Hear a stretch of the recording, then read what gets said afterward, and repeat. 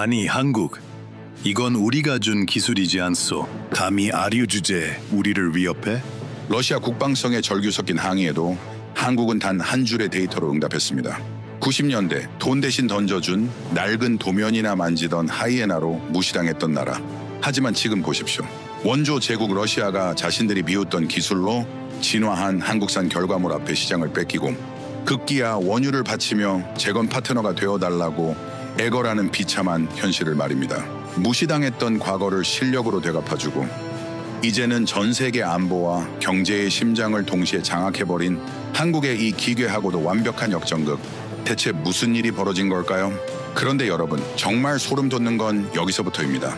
전 세계 전문가들이 경악한 진짜 이유는 한국의 화력이 아니었습니다. 어떤 위기에도 멈추지 않는 한국의 불멸의 공급망과 적대국마저 한국의 시스템 없이는 국가 운영이 불가능하게 만드는 지능적 종속 전략이 베일을 벗었기 때문입니다. 건드리는 순간 영토가 지워지는 공포를 넘어 한국을 등지는 순간 국가의 모든 불빛이 꺼져버리는 잔혹한 설계. 강대국들이 한국 앞에 무릎 꿇고 제발 우리를 파트너로 받아달라며 줄을 서게 된 미스터리한 반전 스토리 지금 공개합니다. 영상을 시청하신 후 마음에 드신다면 좋아요와 구독 버튼을 꼭 눌러주세요. 여러분의 관심이 저에겐 큰 힘이 됩니다. 그럼 바로 시작하겠습니다. 제 할아버지는 제국을 설계한 사람이었습니다. 크렘린의 핵심 전략가, 소련의 군사 질서를 손바닥 위에 올려놓고 주무르던 사람이었죠. 그런데 1991년 제국이 무너졌습니다. 할아버지의 훈장은 하루아침에 고철이 되었고 가문은 소련과 함께 바닥으로 떨어졌죠. 아버지는 그 가문을 다시 일으키려 했습니다. 할 수 있는 모든 것을 했죠. 그런데 러시아 모라토리엄의 파도는 아버지가 쌓아올린 것들을 남김없이 쓸어갔습니다. 저는 그 폐허 위에서 자랐습니다. 위기가 국가에게, 인간에게 무슨 짓을 하는지. 저는 그것을 이론이 아니라 삶으로 배웠죠. 그래서 누구보다 확신했습니다. 위기 앞에 서면 결국 무너진다고. 강한 것도 큰 것도 예외는 없다고. 그런데 테일러 교수님의 강의가 시작되던 그날, 저는 평생 믿어온 그 확신이 단 하나의 나라 앞에서 산산조각 나는 걸 목격했습니다. 그 나라는 위기를 겪을 때마다 무너지지 않았죠. 오히려 더 날카로워졌습니다. 저는 빅토르 자카예프입니다. 스탠포드 대학교 국제안보학 박사과정. 이 강의실에서 가장 어린 학생이자 그날까지 제 이론에 가장 자신 있던 사람이었죠. 스탠포드에 입학하던 날, 저는 딱 한 가지만 생각했습니다. 여기서 최고가 되겠다고. 몰락한 가문의 이름을 다시 세우겠다고. 그건 꿈이 아니라 의무였죠. 할아버지가 설계했던 제국의 무게, 아버지가 감당하지 못했던 실패의 무게가 전부 저의 어깨 위에 얹혀 있었으니까요. 테일러 교수님의 국제안보전략 강의. 전직 백악관 국가안보보좌관이자 CIA 고문. 이분의 강의를 듣기 위해 전 세계에서 지원서가 몰려들었고 선발된 인원은 고작 12명이었습니다. 저는 그중 하나였죠. 자리에 앉는데 옆자리에서 인기척이 났습니다. 한국 유학생이었습니다. 최신형 노트북을 열더니 주식창을 띄워놓고 조용히 뭔가를 확인하고 있었죠. 여유로웠습니다. 너무 여유로웠어요. 그 순간 제 스마트폰이 울렸습니다. 어머니가 보내온 송금 내역이었죠. 제가 살고 있는 낡은 아파트의 난방비를 겨우 감당할 수 있는 금액이었습니다. 저는 그 숫자와 옆자리의 저 여유로운 모습을 번갈아 봤습니다. 미국의 우산 아래서 편하게 자란 것들이라고. 안보도 경제도 남이 만들어준 판 위에 앉아 누리는 것들이라고. 속으로 그렇게 생각했죠. 그런데 그 생각이 얼마나 오만한 착각이었는지 저는 그날 강의가 끝나기 전에 알게 되었습니다. 테일러 교수님이 들어오셨습니다. 정갈하게 빗어넘긴 백발. 세월의 흔적이 묻은 트위드 재킷. 큰 소리 하나 내지 않았는데 강의실의 공기가 달라졌죠. 오늘 강의를 시작하기 전에 하나만 물어보겠습니다. 이 자리에 러시아 출신 학생이 있나요?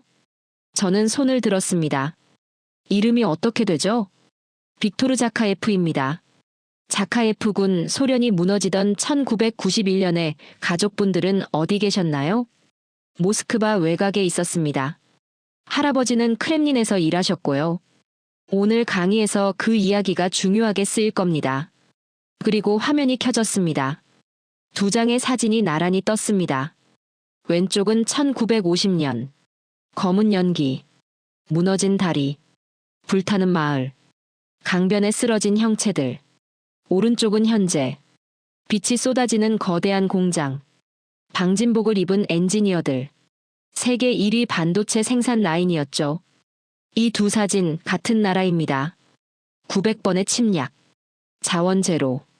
전쟁으로 완전히 불타버린 국토. 당시 전문가들이 이 나라의 생존 가능성을 계산했습니다. 결론은 하나였죠. 화면에 숫자가 떴습니다. 0.0%. 통계가 소멸을 선고한 나라입니다. 그런데 지금 이 나라는 폴란드에 전차를 팔고 중동에 미사일을 수출하고 유럽이 줄을 서서 무기를 사가고 있죠. 저는 팔짱을 낀 채 듣고 있었습니다. 운이 좋았던 거겠지. 미국이 밀어준 거겠지.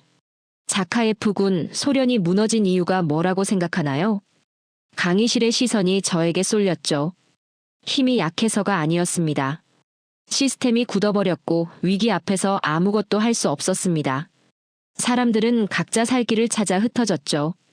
정확합니다. 소련은 세계 최대의 영토와 세계 최강의 군사력을 가지고 있었습니다. 빵이 없어서 망한 게 아니에요. 시스템이 굳어버려 위기 앞에 아무것도 할 수 없었던 거죠.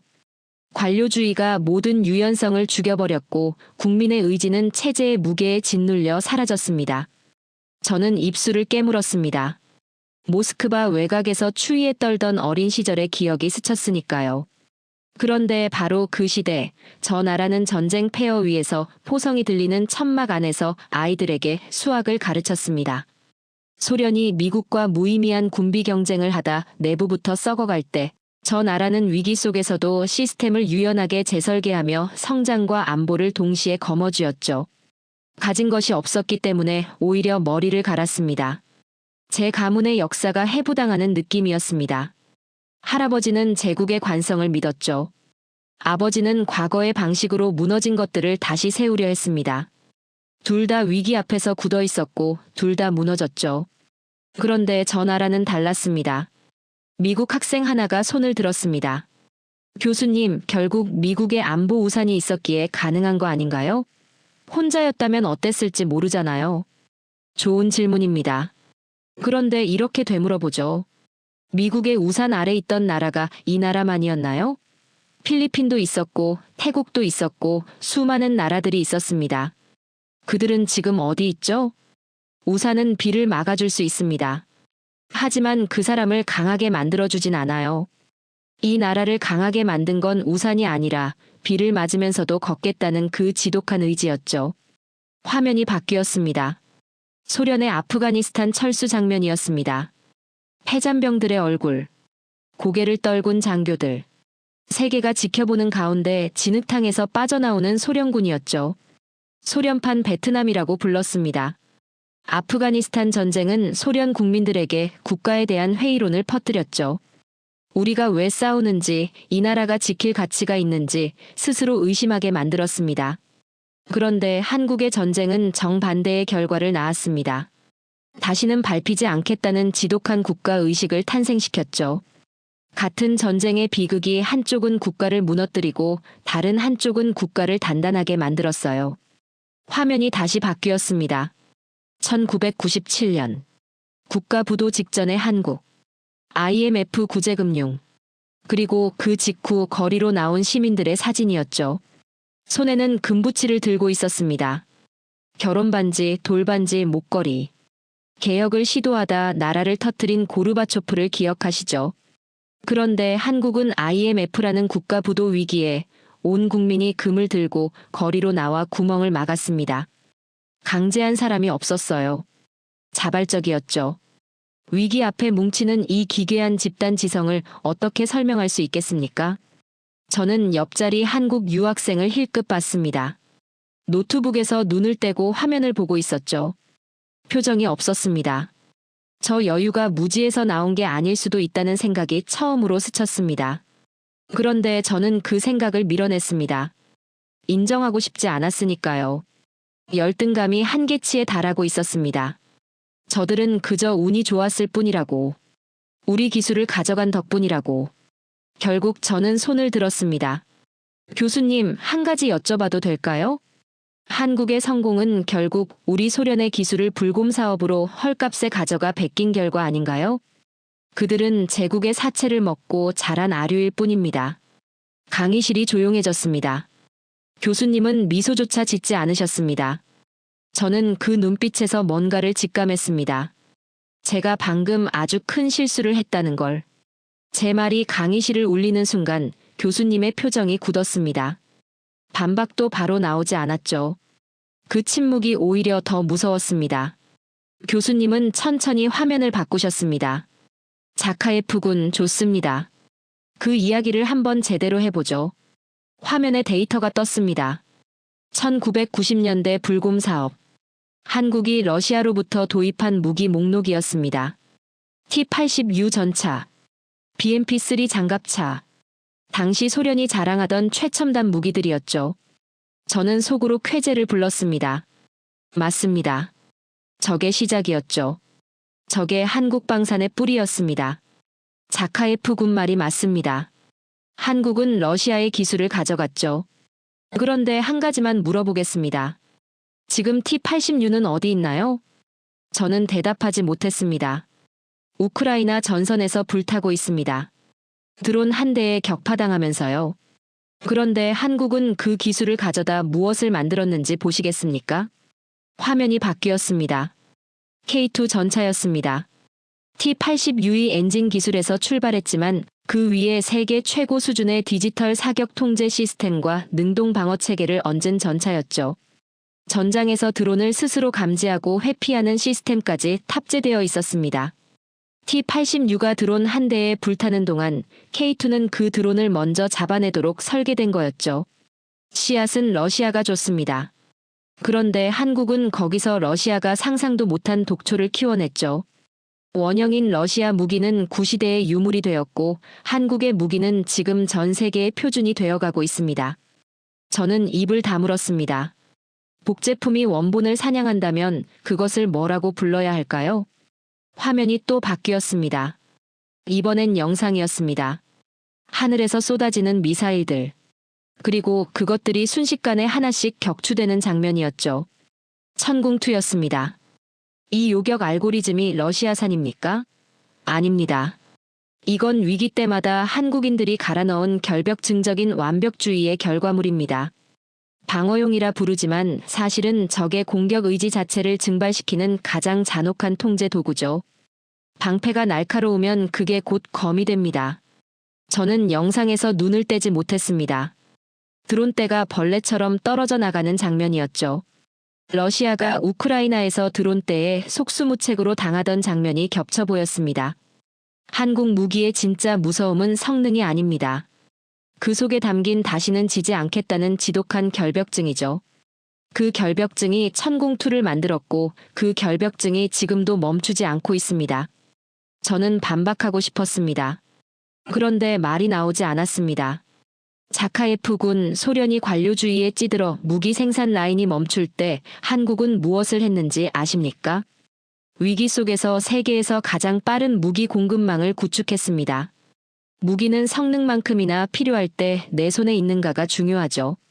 한국은 그 점에서도 제국을 앞질렀습니다. 이건 단순한 기술력 이야기가 아니었습니다. 시스템의 이야기였죠. 소련이 무기를 만드는 속도보다 관료주의가 무기를 죽이는 속도가 더 빨랐던 것처럼 한국은 정반대였습니다. 위기가 올수록 더 빠르고 더 정밀해졌죠. 그 무렵 저는 한국 방산 전시회 영상을 본 적이 있었습니다. 서울 아덱스였죠. 최신 전투기들이 굉음을 내며 저공 비행하고 세계 각국의 바이어들이 줄을 서서 상담을 기다리는 장면이었습니다. 활기가 넘쳤고 자신감이 넘쳤죠. 그 영상이 떠오르는 순간 동시에 다른 장면도 겹쳐 보였습니다. 러시아 무기 박람회였습니다. 한때 세계가 주목하던 행사였죠. 그런데 지금은 달랐습니다. 바이어들의 발길이 줄었고 전시된 무기들은 우크라이나 전선에서 이미 검증이 끝나버린 상태였습니다. 그것도 처참한 방식으로요. 두 장면의 온도 차이가 너무 컸습니다. 화면에 기사 하나가 떴습니다. 디펜스 뉴스였습니다. 한국 방산이 세계 질서를 재편하는 진짜 이유. 성능은 압도적인데 가격은 합리적이고 납기는 빛의 속도라는 내용이었죠. 록히드 마틴과 BAE 시스템즈가 한국 방산의 부상을 가장 두려워하는 기업으로 지목되어 있었습니다. 자카예프군, 자네 조국이 과거의 도면을 지키고 있을 때 한국인들은 그 도면 위에 미래를 새겼습니다. 그리고 지금 그 결과를 전 세계가 사고 있죠. 그때 화면에 지도가 떴습니다. 폴란드였습니다. 한때 소련의 영향권 아래 있던 나라. 바르샤바 조약기구의 일원이었던 나라였죠. 그 폴란드가 러시아 무기를 전부 걷어내고 한국산으로 채우고 있었습니다. K2 전차 980대, K9 자주포 648문, FA50 경공격기 48대. 숫자 하나하나가 저의 가슴을 파고들었습니다. 소련의 위성국이었던 나라가 소련의 후계자인 러시아를 버리고 한국을 선택했습니다. 그것도 자발적으로요. 어린 시절 저는 러시아 무기가 세계 최강이라고 믿었습니다. 할아버지가 그렇게 가르쳐 주셨으니까요. 그런데 지금 그 믿음은 폴란드의 선택 앞에서 산산조각 나고 있었죠. 폴란드만이 아닙니다. 루마니아, 노르웨이, 호주. 과거 러시아 무기를 쓰던 나라들이 줄줄이 한국으로 갈아타고 있습니다. 한국은 단순히 무기를 파는 게 아니에요. 그 나라의 안보 전체를 한국에 의존하게 만들고 있는 거죠. 한국산 무기를 쓰는 순간 그 나라의 부품도 훈련도 유지보수도 전부 한국 없이는 돌아가지 않게 됩니다. 저는 그 말의 무게를 천천히 이해했습니다. 무기를 파는 게 아니었습니다. 나라를 묶는 거였죠. 조용하고 합법적으로. 자카예프군, 한국의 20대 엔지니어들이 러시아의 노학자들도 풀지 못한 난제들을 해결해 나가고 있습니다. 그들은 지금 자네 조국의 머리 위에서 이미 다음 세대 무기를 설계하고 있죠. 저는 그 말에 전신이 굳어버리는 느낌을 받았습니다. 저와 비슷한 나이의 한국 엔지니어들이었습니다. 같은 세대였죠. 그런데 그들은 제 조국이 포기한 것들을 이미 넘어서고 있었습니다. 그 질투심은 이제 분노가 아니었습니다. 뭔가 더 서늘한 감정이었죠. 우리가 준 기술로 어떻게 우리를 시장에서 몰아낼 수 있는 거죠? 저도 모르게 말이 나왔습니다. 혼잣말이었습니다. 교수님이 들으셨죠? 그게 바로 핵심입니다. 자네 조국이 준 건 씨앗이었습니다. 그런데 한국은 거기서 자네들이 상상도 못할 숲을 키워냈죠. 이제 그 숲 앞에서 씨앗을 줬다고 자랑하는 건 사냥꾼에게 총을 팔아준 사람이 사냥감을 자기 것이라 우기는 것과 같습니다. 한국은 러시아의 사체를 자양분 삼아 인류가 한 번도 보지 못한 정밀한 포식자로 진화했습니다. 아류라고 부르지 마십시오. 그들은 이미 자네 조국의 머리 위에서 먹잇감을 고르고 있으니까요. 저는 자리에서 힘이 빠지는 걸 느꼈습니다. 우리가 사체를 제공한 꼴이었습니다. 그리고 한국은 그 사체로 살아있는 포식자를 만들어냈죠. 저는 여전히 인정하고 싶지 않았습니다. 기술은 졌습니다. 그건 인정했죠. 그런데 역사까지 질 수는 없었습니다. 교수님, 한 가지만 짚고 싶습니다. 한국은 결국 역사적으로 늘 주변국에 휘둘린 나라 아닌가요? 역사는 승자의 기록입니다. 그리고 그 기록 속에서 한국은 늘 당하는 쪽이었죠. 교수님이 저를 보셨습니다. 뭔가를 기다리고 있던 것 같은 표정이었습니다. 좋습니다. 그럼 그 역사를 한번 제대로 들여다보죠. 화면에 지도가 하나 떴습니다. 고구려와 수나라의 전쟁 전개도였습니다. 612년 수나라 양제가 30만 대군을 이끌고 고구려를 침략했습니다. 당시 수나라는 세계 최강의 제국이었죠. 숫자로만 보면 고구려는 상대가 되지 않았습니다. 그런데 결과가 어땠을까요? 살수에서 30만 대군 중 살아 돌아간 병사가 2,700명이었습니다. 나머지는 전부 강물 속에 잠겼죠. 저는 그 숫자를 머릿속에서 굴렸습니다. 30만 중 2,700명. 학살이었습니다. 한국은 적을 정복하려 하지 않습니다. 대신 침략자가 다시는 돌아가고 싶지 않게 만들죠. 방어가 아니었습니다. 침공 의지 자체를 거세한 겁니다. 한국은 침략하지 않습니다. 다만 침략자의 이름을 역사에서 지워버릴 뿐이죠. 화면이 바뀌었습니다. 임진왜란이었습니다. 판옥선과 거북선의 화력 재원이 나란히 떴습니다. 1592년 일본이 조선을 침략했을 때 일본 수군은 칼싸움에 집착했습니다. 배를 붙이고 올라타 백병전을 벌이는 방식이었죠. 그런데 이순신은 완전히 다른 선택을 했습니다. 멀리서 화포로 배를 부숴버리는 거였습니다. 일본군이 올라탈 기회 자체를 주지 않았죠. 이건 단순한 전술이 아니었습니다. 기술로 적의 전쟁 방식 자체를 무력화한 거였죠. 교수님이 현대 한국 해군의 함정 배치도를 옆에 나란히 띄우셨습니다. 하객진의 대형과 현대 한국 해군의 기동 전술이 겹쳐 보였습니다. 430년의 간격이 있었지만 설계의 본질은 같았습니다. 이순신의 화포 소리는 멈춘 적이 없습니다. 지금 한국의 자주포와 미사일 속에서 여전히 울리고 있죠. 한국 방산의 정밀 타격 DNA는 그때 완성된 겁니다. 그런데 자카예프군 몽골 얘기를 해보죠. 몽골이 유라시아를 휩쓸 때 버틴 나라가 어디 있었습니까? 러시아는 어땠나요? 저는 입술을 깨물었습니다. 루스 공국들은 몽골의 유화책을 썼습니다. 조공을 바치고 굴복했죠. 그게 240년간 이어진 몽골의 지배였습니다. 그런데 고려는 달랐습니다. 강화도로 들어가 버텼죠. 산성마다 틀어박혀 30년을 싸웠습니다. 세계 최강 몽골 기병이 섬 하나를 넘지 못했습니다. 결국 몽골은 고려와 협상을 해야 했죠. 정복이 아니라 협상을요. 저는 반박할 수가 없었습니다. 사실이었으니까요. 제 조국은 240년을 굴복했고 한국은 30년을 버텨 협상을 이끌어냈습니다. 자네 조국이 땅이라는 육체에 집착할 때 한국은 기억이라는 정신을 무기화했습니다. 그 차이가 지금도 이어지고 있죠. 화면이 다시 바뀌었습니다. 1910년. 국권 피탈이었습니다. 기술이 없어 나라를 뺏겼습니다. 총 한 자루 제대로 못 만드는 나라가 근대 무기로 무장한 제국에 맞선다는 건 처음부터 불가능한 싸움이었죠. 한국인들은 그 치욕을 뼈에 새겼습니다. 다시는 기술이 없어 나라를 잃지 않겠다는 집단적 트라우마가 민족 전체를 무기에 미치게 만들었죠. 한국인들에게 국방은 취미가 아니라 신앙이 됐습니다. 교수님이 사진 하나를 띄우셨습니다. 6.25 전쟁 당시 천막 학교였습니다. 포탄 자국이 선명한 땅 위에 세워진 천막. 그 안에서 공부하는 아이들이었죠. 저는 그 사진에서 눈을 뗄 수가 없었습니다.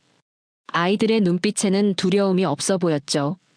오히려 도끼가 서려 있었죠. 살아남겠다는 게 아니었습니다. 반드시 이기겠다는 눈빛이었습니다. 포성이 들리는 천막 안에서 수학을 가르쳤습니다. 그 지능이 지금의 정밀 미사일이 된 겁니다. 미국이 주한미군 철수를 언급하던 시절이 있었습니다. 1970년대였죠. 그 순간 한국은 무엇을 했을까요? 삽과 곡괭이를 들고 소총부터 만들기 시작했습니다. 방패막이가 사라질지도 모른다는 공포가 자주국방이라는 광기를 불러일으켰죠. 그리고 그 광기가 수십 년 만에 소총에서 미사일까지 만들어냈습니다. 인류사적으로 불가능한 속도였습니다. 저는 그 속도를 머릿속에서 계산해봤습니다. 소총에서 탄도미사일까지. 다른 나라들이 100년 걸린 것을 수십 년 만에 해냈죠. 공포가 엔진이 된 거였습니다. 의병을 아십니까? 나라가 위기에 처했을 때 스스로 무기를 들고 일어선 민간인들입니다. 한국은 그 정신을 현대에도 이어받았습니다. 지금 한국의 예비군 제도가 그렇고 방산 기업과 민간이 협력하는 구조가 그렇죠. 위기 앞에 국가와 국민이 하나가 되는 이 결속력은 수백 년의 역사가 만들어낸 겁니다. 화면이 바뀌었습니다. 국가부도 위기의 한국. 수백만이 자발적으로 움직였습니다. 이건 단순히 애국심이 아니에요. 5천년간 위기 때마다 뭉쳐온 민족의 DNA가 작동한 거죠. 그리고 그 DNA가 지금 한국 방산 공장을 24시간 돌리고 있습니다. 저는 러시아를 생각했습니다. 소련이 무너질 때 우리는 흩어졌습니다. 각자 살 길을 찾아 뿔뿔이 흩어졌죠. 같은 위기 앞에서 이토록 다른 선택을 한 두 나라였습니다. 우리는 왜 이렇게 하지 못했을까요? 가디언지가 한국 방산을 이렇게 표현했습니다. 한국의 무기는 살상용이 아니다. 5,000년간 쌓인 억울함을 풀기 위한 물리적 수단이다. 강의실이 조용해졌습니다. 또 다른 외신은 이렇게 썼죠. 한국은 세계에서 가장 위험한 평화주의자들이다. 저는 그 두 문장을 머릿속에서 천천히 되새겼습니다. 가장 위험한 평화주의자들. 웃으면서 칼을 가는 사람들이라는 뜻이었죠. 역사가 비극일수록 무기는 예리해집니다. 한국은 5,000년의 비극을 5,000년의 칼날로 바꿔냈죠. 지금 그들이 만든 무기 체계는 단순한 기계가 아닙니다. 5,000년 생존 데이터의 집합체입니다. 위기는 한국인들에게 재앙이 아니었습니다. 더 날카로운 칼을 갈기 위한 축제였을지도 모르죠. 저는 처음으로 제 조국 러시아를 부끄럽게 생각했습니다. 우리는 위기 앞에서 굳었고 한국은 날카로워졌습니다. 우리는 제국의 크기를 믿었고 한국은 생존의 절박함을 믿었죠. 그리고 역사는 이미 판결을 내렸습니다.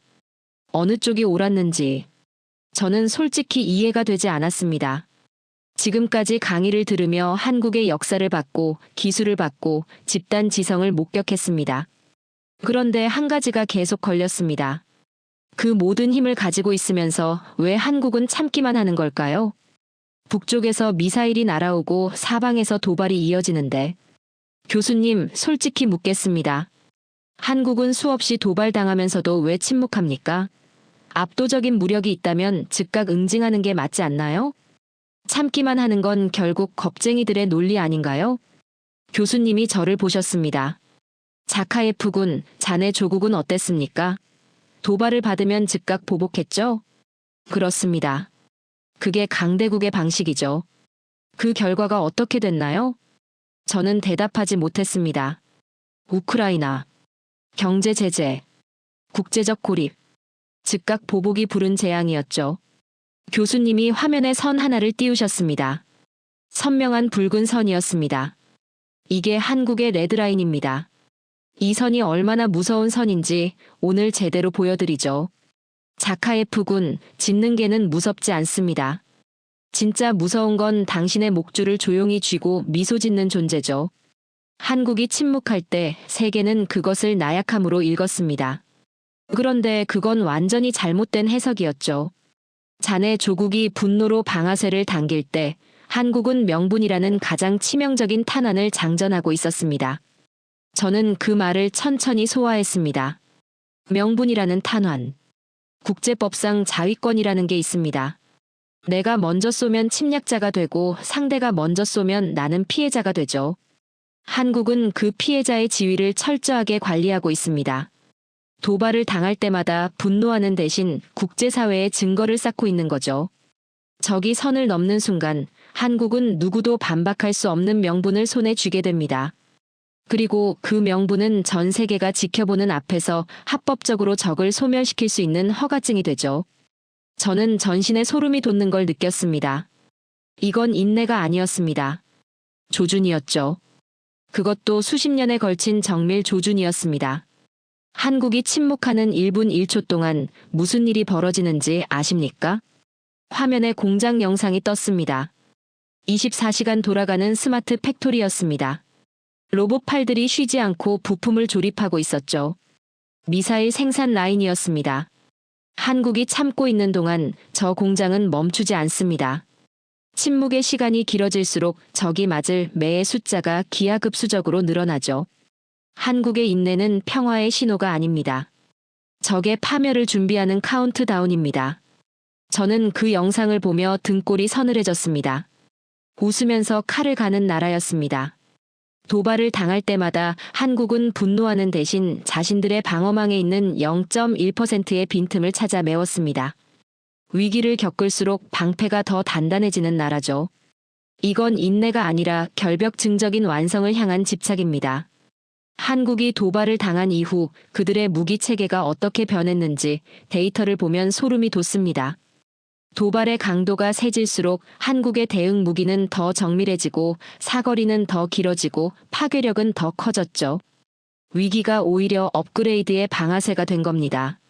자카예프군, 즉각 보복이 얼마나 무모한 도박인지 아십니까? 감정으로 방아쇠를 당기면 국제사회의 명분을 잃습니다. 명분을 잃으면 제재가 따라오고 제재가 따라오면 경제가 무너지죠. 강해 보이려다 스스로를 무너뜨리는 겁니다. 한국은 그 함정을 피했습니다. 힘을 숨기고 기회를 노리는 것이 힘을 자랑하다 기회를 잃는 것보다 훨씬 무섭다는 걸 알았으니까요. 저는 즉각 보복을 자랑스럽게 여겼던 러시아 장교들을 떠올렸습니다. 강하다고 믿었죠. 그런데 그 강함이 지금 어디 있습니까? 우크라이나의 진흙탕 속에서 불타고 있었습니다. 분노로 쏜 총알은 결국 자신의 발등을 향했죠. 진정한 강함은 싸우는 게 아닙니다. 적이 싸울 생각조차 못하게 만드는 거죠. 한국은 지금 적의 머릿속에 공포라는 소프트웨어를 이식하고 있습니다. 당신이 선을 넘으면 어떤 일이 벌어지는지를 상상만 해도 두려워지게 만드는 거죠. CNN이 한국의 전략을 분석한 기사가 화면에 떴습니다. 한국의 인내는 평화가 아니다. 그것은 타격 목표를 가장 정밀하게 수정하는 사냥꾼의 멈춤이다. 사냥꾼의 멈춤이었습니다. 숨을 참는 건 무서워서가 아니었죠. 빗나가지 않기 위해서였습니다. 월스트리트 저널은 이렇게 썼습니다. 한국을 건드리는 것은 잠자는 사자의 수염을 뽑는 게 아니라 폭탄의 기폭장치를 누르는 것이다. 그 문장이 강의실 공기를 얼어붙게 만들었습니다. 폭탄의 기폭장치. 건드리는 순간 돌이킬 수 없다는 뜻이었죠. 착한 사마리아인의 가면 뒤에 숨겨진 5,000년 묵은 복수의 설계도입니다. 위기는 한국을 흔들지 못했습니다. 오히려 세계에서 가장 냉혹한 계산기로 만들었을 뿐이죠. 저는 그 순간 이상한 감정을 느꼈습니다. 공포였습니다. 그런데 그 공포의 대상이 달라졌죠. 처음 강의실에 들어왔을 때 저는 한국을 무시했습니다. 아류라고 불렀고 운이 좋았을 뿐이라고 생각했죠. 그런데 지금 저는 깨달았습니다. 제가 무시했던 그 나라가 이미 오래전부터 저를 계산하고 있었다는 걸. 러시아를 계산하고 있었다는 걸. 적의 타격 좌표를 업데이트하면서 미소를 잃지 않고 있었다는 걸.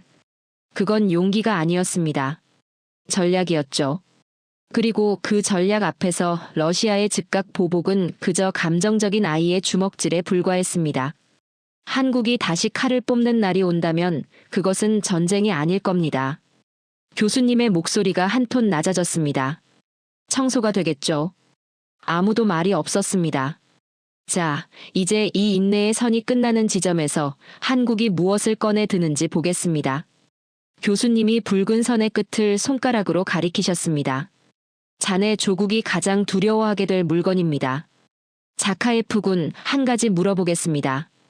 교수님이 강의실을 천천히 둘러보셨습니다. 핵이 없는 나라가 핵보유국들 사이에서 살아남을 수 있을까요? 저는 피식 웃었습니다. 솔직히 그 질문이 우습게 느껴졌으니까요. 불가능합니다. 핵 없이 핵보유국을 상대하는 건 애초에 게임이 안 되죠. 저는 거기서 멈추지 않았습니다. 교수님, 제 조국 러시아는 현재 핵탄두를 5,000기 이상 보유하고 있습니다. 실전 배치된 것만 1,500기 내외죠. 미국과 함께 세계 1, 2위를 다투는 수준입니다. 지상의 대륙간 탄도미사일, 바닷속 핵잠수함, 공중의 전략 폭격기. 이 세 가지 핵 삼위일체를 완벽하게 갖춘 나라는 지구상의 손에 꼽힙니다. 러시아는 그중 하나죠. 한국이 아무리 정밀한 미사일을 만들어도 핵 앞에서는 결국 억제력이 없습니다. 재래식 무기로 핵보유국을 위협한다는 건 근본적인 한계가 있죠. 저는 그 말을 하면서 처음으로 이 강의실에서 우위에 선 기분이 들었습니다. 기술에서는 졌습니다.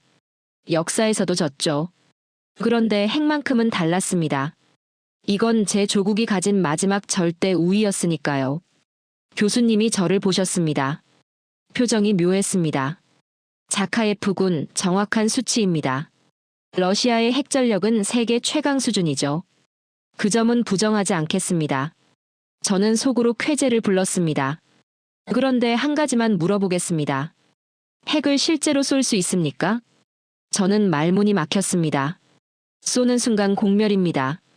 국제사회가 용납하지 않죠. 미국이 가만히 있지 않을 거고 나토가 가만히 있지 않을 겁니다. 핵은 억제력이지 실제로 쓸 수 있는 무기가 아닙니다.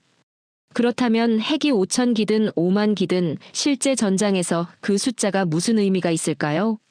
저는 대답하지 못했습니다. 교수님이 화면을 켜셨습니다. 검은 베일에 쌓인 거대한 발사체였습니다. 한국은 그 질문에 대한 답을 찾았습니다. 핵을 쓸 수 없다면 핵만큼의 파괴력을 합법적으로 행사할 수 있는 무기를 만들면 된다고. 베일이 벗겨졌습니다. 현무 5였습니다. 재원이 하나씩 화면에 떴습니다. 탄두 중량 8톤. 저는 그 숫자를 보며 눈을 의심했습니다. 교수님, 이건 물리적으로 말이 안 됩니다. 미사일이 아니라 그냥 떨어지는 쇳덩이 아닌가요? 정확합니다. 교수님이 미소를 지으셨습니다. 그냥 떨어지는 쇳덩이입니다. 그런데 그 쇳덩이가 마하 10의 속도로 지하 100m 안반을 수직으로 뚫고 내려간다면 그게 핵과 무슨 차이가 있을까요? 저는 아무 말도 하지 못했습니다. 시뮬레이션 영상이 재생됐습니다. 거대한 발사체가 하늘을 가르며 올라갔다가 수직으로 낙하하는 장면이었습니다. 목표물은 지하 깊숙이 숨겨진 벙커였죠. 철근 콘크리트로 겹겹이 둘러싸인 구조물이었습니다. 저 벙커의 두께가 얼마인지 아십니까? 웬만한 폭발로는 흠집도 나지 않는 수준입니다. 강대국들이 수십 년간 공들여 만든 지하 요새죠. 현무 5가 낙하하는 순간이었습니다. 충돌 직전까지 속도가 줄지 않았습니다. 그리고 충돌하는 순간 철근 콘크리트가 종이장처럼 찢겨나갔습니다. 지하 100m까지 관통한 뒤 폭발이 일어났죠. 화면에 수치가 떴습니다. 진도 5.0 이상의 인공 지진이었습니다. 이 미사일 한 발은 도시 하나를 파괴하는 게 아닙니다. 적국의 통치 시스템 자체를 지하에 매장해버리는 거죠. 지하 벙커 속에 숨은 지휘부, 핵심 인프라, 군사 네트워크. 전부 한 번에 끝납니다. 저는 그 순간 할아버지를 떠올렸습니다. 크렘린 지하에 있다는 방공호를 자랑스럽게 이야기하던 할아버지였습니다. 어떤 폭격에도 버틸 수 있는 철옹성이라고 했죠. 그런데 지금 화면에서 벌어지는 일을 보면 그 방공호가 얼마나 무력한 공간인지 알 수 있었습니다. 8톤의 쇳덩이가 마하 10으로 떨어지는 앞에서 지하가 깊다는 건 아무런 의미가 없었으니까요. 핵 삼위일체를 자랑하던 제 조국의 지하 요새들이 한순간에 거대한 관으로 바뀌는 장면이 머릿속에서 그려졌습니다. 자카예프군, 자네 조국의 킨자를 아십니까? 알고 있습니다. 극초음속 미사일이죠. 우크라이나 전선에서 킨잘이 어떤 성적을 거뒀는지도 알고 있나요? 저는 대답하지 않았습니다. 자랑스럽게 말할 수 없었으니까요. 킨잘은 화려한 궤적을 그렸습니다. 그런데 현무는 궤적조차 보여주지 않죠. 그냥 수직으로 내려옵니다. 오차 없이, 변명 없이. 적의 머리 위에서 그냥 떨어집니다. 이건 전쟁이 아닙니다. 말소죠. 한국은 왜 핵을 만들지 않았을까요? 교수님이 강의실 전체를 향해 물으셨습니다. 아무도 대답하지 않았습니다. 기술이 없어서가 아닙니다. 핵을 만들 능력은 이미 오래전에 완성했죠. 한국이 핵을 선택하지 않은 건 더 영리한 선택이 있었기 때문입니다. 핵은 쏘는 순간 공멸입니다. 국제사회가 용납하지 않죠. 그런데 현무 5는 다릅니다. 재래식 무기입니다. 쏘아도 명분이 남아요. 한국은 합법적으로 적을 증발시키는 법을 완성한 겁니다. 이게 한국만의 대량 응징 보복 체계 KMPR입니다. 당신이 한 발 쏘면 우리는 당신의 나라 전체를 지도에서 지워버리겠다. 핵 없이 합법적으로. 저는 그 논리의 잔혹한 완성도에 할 말을 잃었습니다. 핵보다 무서운 건 핵이 아니었습니다. 핵보다 더 집요하게 심장을 뚫을 칼이었죠. 그리고 그 칼 앞에서 5,000기의 핵탄두는 쓸 수도 없는 장식품에 불과했습니다. 주변 강대국들이 지하 요새를 강화할수록 한국은 더 깊이 뚫는 기술에 집착했습니다. 적이 10m 더 깊이 파고 들어가면 한국은 20m 더 뚫을 수 있는 탄두를 만들었죠. 이건 군비 경쟁이 아닙니다. 집착입니다. 다시는 지지 않겠다는 지독한 결벽증이 만들어낸 괴물이죠. 제인스 디펜스의 논평이 화면에 떴습니다. 한국의 현무 5는 인류가 만든 가장 기괴하고도 강력한 재래식 무기다. 그것은 핵의 시대가 끝났음을 선언하고 있다. 더 내셔널 인터레스트의 기사도 이어졌습니다. 현무5는 주변국들에 던지는 한국의 조용한 최후 통첩이다. 최후 통첩이었습니다. 조용하고 합법적이고 돌이킬 수 없는 최후 통첩이었죠. 저는 현무5가 발사되는 영상을 다시 봤습니다. 발사 순간의 거대한 화염이었습니다. 그런데 그 화염을 지켜보는 한국 엔지니어들의 표정이 눈에 들어왔습니다. 환호하지 않았습니다. 박수도 없었죠. 그냥 데이터를 확인하고 있었습니다. 무표정하게, 담담하게. 그 눈빛 속에 5천년의 도끼가 응축되어 있었습니다. 이게 당연한 결과라는 듯한, 처음부터 이걸 만들 수밖에 없었다는 듯한 눈빛이었죠. 저는 그 눈빛이 가장 무서웠습니다. 흥분하지 않는 자가 진짜 강한 자였으니까요. 한국은 평화를 원합니다. 교수님의 목소리가 낮아졌습니다. 하지만 그 평화의 조건은 적의 완벽한 소멸이죠. 착한 사마리아인의 미소 뒤에 숨겨진 8톤의 분노. 그것이 K방산의 진정한 얼굴입니다. 자네 조국이 파괴력에 집착할 때 한국은 확실한 소멸에 집착했습니다. 핵 5,000기가 쏠 수 없는 무기라면 쏠 수 있는 무기 하나가 핵 5,000기보다 강하죠. 저는 더 이상 반박할 의지가 없었습니다. 이들은 정말로 준비를 마쳤습니다. 합법적으로 조용하게 미소를 잃지 않은 채로. 교수님이 화면을 바꾸셨습니다. 이번엔 망망대해였습니다. 파도만 일렁이는 텅 빈 바다였죠. 아무것도 보이지 않았습니다. 하늘에서 내려오는 칼은 보입니다. 피할 수라도 있죠. 교수님이 그 텅 빈 바다를 가리키셨습니다. 그런데 보이지 않는 곳에서 숨 쉬는 자객은 어떻게 피하겠습니까? 자카예프군, 한국 무기들의 공통점이 뭔지 아십니까? 교수님이 화면에 한국 무기 목록을 띄우셨습니다. 천궁, K2, K9, 현무. 전부 방어용이라고 명명되어 있습니다. 한국은 단 한 번도 공격용 무기를 개발한다고 공식 발표한 적이 없죠. 저는 고개를 끄덕였습니다. 그게 뭐가 문제냐는 생각이었습니다. 그런데 자카예프군, 방어의 끝은 무엇일까요? 저는 잠시 생각했습니다. 적의 공격을 막는 거 아닌가요? 틀렸습니다. 교수님이 단호하게 말씀하셨습니다. 가장 완벽한 방어는 침략자의 존재 자체를 지우는 겁니다. 한국은 방어용이라는 이름 뒤에 그 답을 숨겨놓았죠. 그게 가장 고단수의 기만입니다. 화면이 바뀌었습니다. 망망대해 위로 거대한 잠수함의 실루엣이 천천히 떠올랐습니다. 도산 안창호급 암무함이었습니다. 이 잠수함을 보십시오. 전장 83m, 수중 배수량 3,700톤. 그런데 진짜 놀라운 건 크기가 아닙니다. 화면이 잠수함 내부 구조로 바뀌었습니다. 수직발사관이었습니다. 핵잠수함도 없는 나라가 잠수함에 수직발사관을 박아 넣었습니다. 전 세계가 비웃었죠. 재래식 잠수함에 탄도미사일을 싣는 건 불가능하다고 했습니다. 그런데 한국은 해냈습니다. 왜였을까요? 핵이 없어도 핵만큼의 파괴력을 바다 밑에서 투사하기 위해서였죠. 저는 그 구조도를 보며 머릿속이 복잡해졌습니다. 재래식 잠수함에서 탄도미사일이 발사된다는 뜻이었습니다. 위치를 특정할 수 없는 바다 밑에서. 영상이 재생됐습니다. 고요한 수면이었습니다. 아무것도 없는 바다였죠. 그런데 갑자기 수면이 부풀어 오르더니 거대한 화염이 솟구쳤습니다. 미사일이었습니다. 잠수함 수직발사관에서 발사된 순간이었죠. 고요함과 폭발의 대비가 너무 극적이었습니다. 암무함이 바다 밑으로 사라지는 순간 적국은 자신들의 장례식 날짜를 받아든 것과 다름없습니다. 어디 있는지 모르는 잠수함이 수도 바로 밑바닥에서 숨을 죽이고 있다는 사실. 그게 핵보다 더 잔혹한 공포죠. 자카예프군, 러시아 잠수함 얘기를 해보죠. 저는 또 긴장했습니다. 러시아 잠수함은 세계 최강 수준입니다. 아쿨라급, 야생급. 냉전 시대부터 이어진 기술력이죠. 그런데 실전 훈련 데이터를 보면 어떻습니까? 저는 대답을 망설였습니다.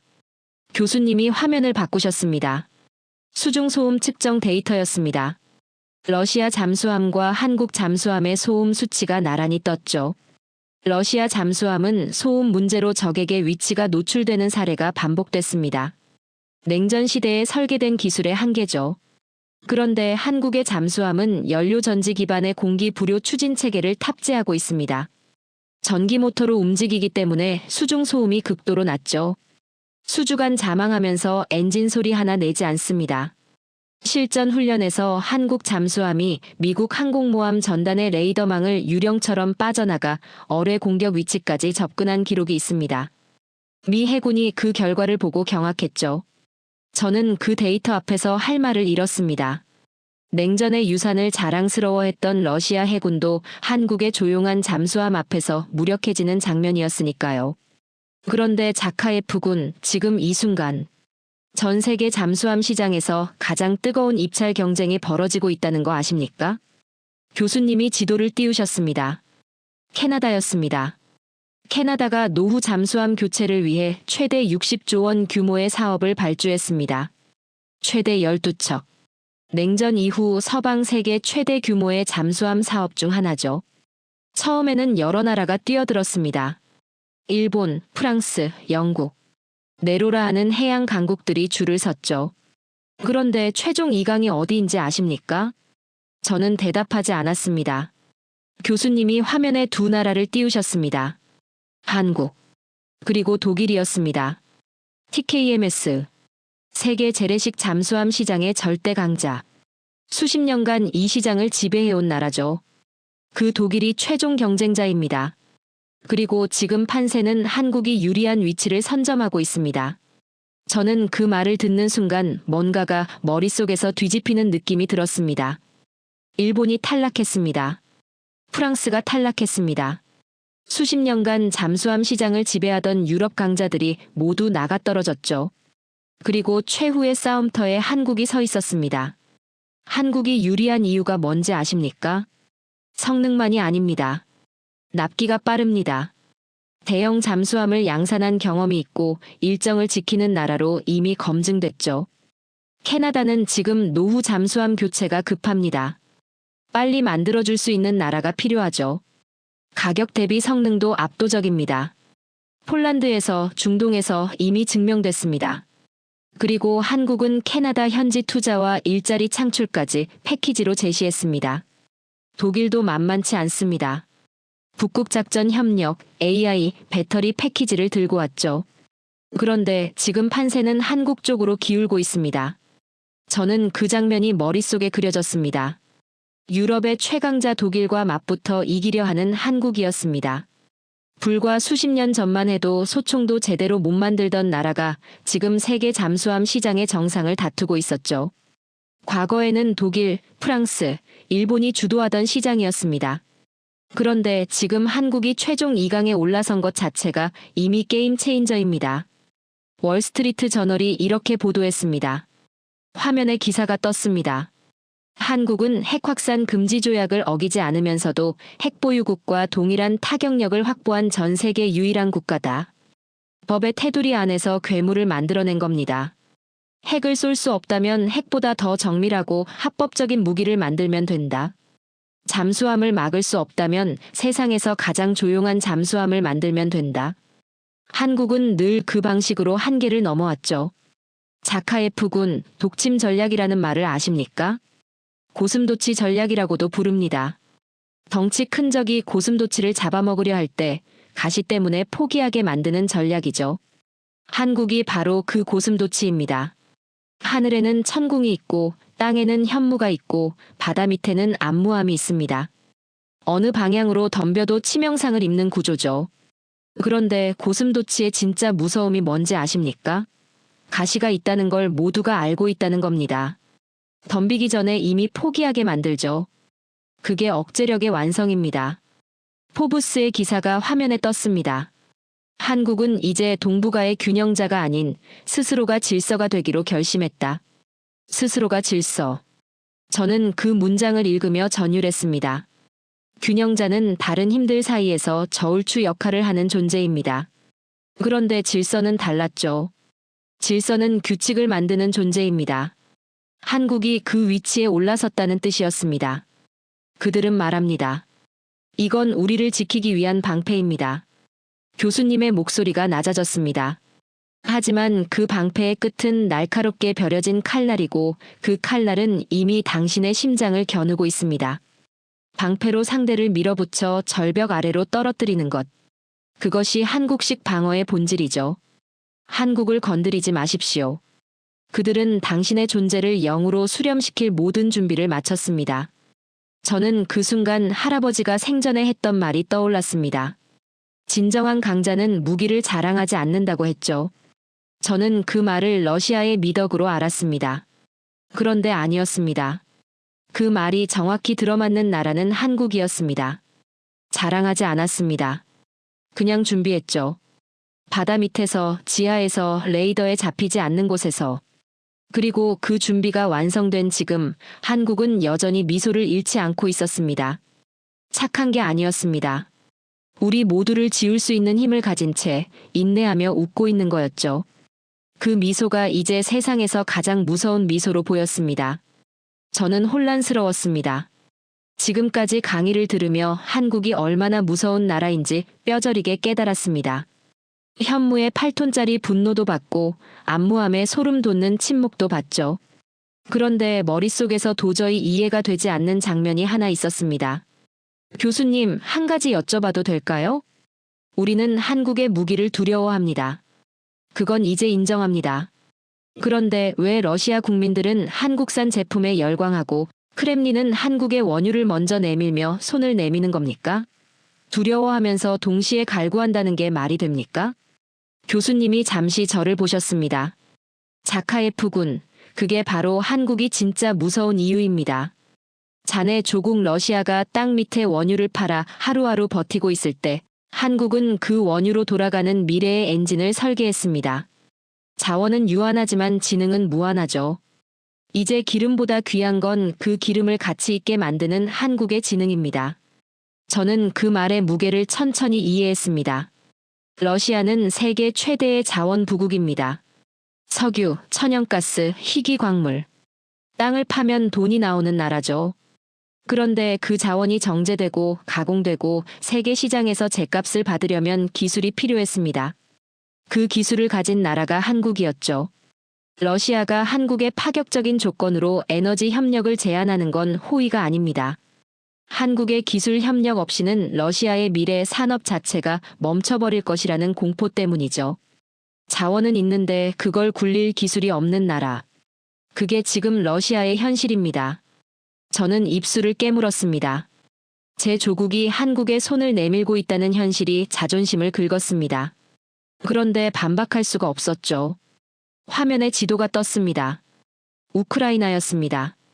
전쟁의 흔적이 가득한 도시들이 표시되어 있었죠. 전쟁이 끝난 후를 생각해 보십시오. 폐허 위에 도시를 다시 세워야 합니다. 도로, 병원, 학교,